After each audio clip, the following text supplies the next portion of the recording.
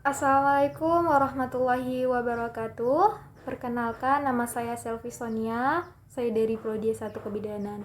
Nah, seperti biasanya, saya akan membuat sebuah video tentang pemeriksaan fisik ibu dan bayi, yaitu membahas tentang pemeriksaan palpasi pada ibu hamil. Nah, apa sih palpasi itu? Palpasi itu adalah suatu teknik pemeriksaan dengan cara meraba, dengan menyentuh dengan tangan. Nah, penyentuhan ini berfungsi untuk mengetahui ukuran, letak, dan dari sesuatu. Nah, dalam pemeriksaan kehamilan itu ada yang dinamakan dengan palpasi lepot. Nah, pemeriksaan menggunakan palpasi lepot ini adalah pemeriksaan dengan metode perabaan yang berfungsi untuk memperkirakan posisi bayi dalam rahim. Nah, palpasi lepot ini diperiksa dengan cara pemeriksaan palpasi abdomen, yaitu perabaan di daerah perut. Pemeriksaan ini umumnya dilakukan saat menjalani pemeriksaan kandungan rutin, misalnya ANC, antenatal care, di trimester 3 kehamilan. Nah, atau saat kontraksi sebelum persalinan, karena di situ nanti akan ditentukan bagaimana posisi janinnya, presentasi janinnya, dan bagian-bagian apa aja yang teraba di bagian perut ibu. Nah, pemeriksaan ini juga berguna untuk nanti melakukan penentuan detak jantung janin atau DJJ. Nah, apa saja yang perlu dipersiapkan dalam pemeriksaan palpasi ini? Perhatikan beberapa hal seperti, nah, yang pertama itu ada ruang yang nyaman dan yang tertutup. Ini berfungsi untuk menjaga privasi ibu supaya ibunya nyaman diperiksa. Nah, kedua adalah tempat tidur pasien dan selimut yang akan digunakan. Yang ketiga adalah Mertin atau pita ukur untuk mengukur tinggi fundus usteri, bertujuan untuk mengetahui usia kehamilan.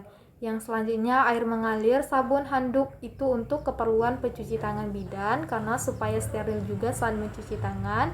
Nah, yang selanjutnya adalah form, buku, atau alat-alat tulis untuk dokumentasi setelah melakukan pemeriksaan. Nah, dalam pelaksanaannya perlu diperhatikan sikap dan perilaku dari si bidan. Yang pertama, menjelaskan tujuan dan prosedur yang akan dilaksanakan kepada ibu. Nah, tujuannya supaya ibu tahu, nanti ibunya nggak bingung disentuh perutnya, tapi kenapa. Nah, jadi kita jelaskan dulu sampai ibunya mengerti. Nah, komunikasikan dengan ibu selama melakukan tindakan. Nah, selama melakukan tindakan pemeriksaan palpasi, kita komunikasikan. Mungkin ibunya merasa tidak nyaman saat ditekan, nanti kita boleh memperlambat atau tidak kuat menekan perut ibunya supaya ibunya juga nyaman. Nah, selanjutnya mencuci tangan sebelum dan sesudah melakukan tindakan dengan teknik yang benar, yaitu dengan teknik 7 langkah. Selanjutnya menempatkan alat, bahan, serta posisi pemeriksaan secara ergonomis. Nah, menjaga privasi pasien yaitu dengan menutup skerem atau sampiran supaya ibunya juga nyaman. Nah, bagaimana teknik dalam pemeriksaan palpasi lepot 1, 2, 3, dan 4? Selanjutnya akan saya bahas di video selanjutnya.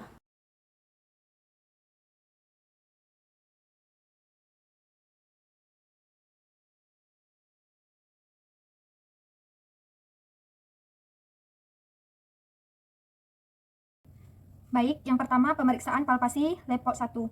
Yang pertama mengetengahkan rahim dengan kedua tangan. Seperti ini, dikumpulkan dulu rahim ibunya. Ini ditekan perlahan-lahan. Kedua, melakukan fiksasi dengan cara menahan fundus uteri dengan tangan kiri. Seperti ini tekniknya. Menahan fundus uteri dengan tangan kiri, agak ditekan ke sini tapi tidak terlalu kuat untuk kenyamanan ibunya juga. Selanjutnya mengukur tinggi fundus uteri dengan jari-jari tangan. Seperti ini misalnya. Jadi tangan kiri menekan, tangan kanan mengukur tinggi fundus uterinya. Tujuannya untuk menentukan usia kehamilan. Selanjutnya, meraba bagian fundus untuk menentukan bagian apa yang teraba di bagian fundus uteri. Kepalakah, bokong, atau kosong. Nah, tekniknya seperti ini. Jadi, diraba. Nah, jika kepala, itu akan teraba keras, bulat, dan melenting. Nah, jika itu bokong, maka akan teraba lunak, tidak bulat, dan tidak melenting. Nah, presentasi janinnya apa? Kita tentukan pada palpasi 1. Selanjutnya, yang kedua yaitu pemeriksaan palpasi lepot 2 dengan cara Menggeser tangan ke sisi samping perut ibu. Nah, begini. Tangan kanan menekan perut ibu sebelah kiri dan tangan kiri di perut ibu sebelah kanan.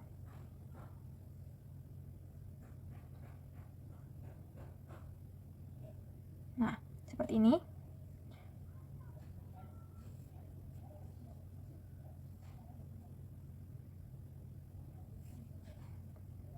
Selanjutnya, menahan perut ibu sebelah kiri dengan tangan kanan dan meraba perut ibu sebelah kanan dengan tangan kiri bidan. Nah, jadi tangan kanan menekan perut sebelah kiri dan tangan kiri meraba. Apa yang teraba di bagian sebelah kiri? Nah, jika teraba seperti tonjolan-tonjolan kecil, maka ini adalah ekstremitas kanan dan kiri, yaitu tangan kanan dan tangan kiri. Nah, selanjutnya, tangan kiri menekan perut ibu di bagian sebelah kanan dan tangan kanan meraba. Bagian apakah yang teraba di perut bagian kanan sebelah di samping sini? Nah, jika ini punggung, maka akan teraba keras dan memanjang. Nah, jika begitu nanti akan diperiksa, di sinilah akan dilakukan pendengaran detak jantung janin. Nah, tergantung jika presentasi janinnya kepala, maka akan didengarkan di sebelah sini. Nah, jika presentasinya bokong, maka akan didengarkan sebelah sini, sebelah atas. Nah, lanjut, kita akan melakukan lepot 3. Menggeser tangan kanan di atas simpisis untuk menangkap bagian terbawah janin.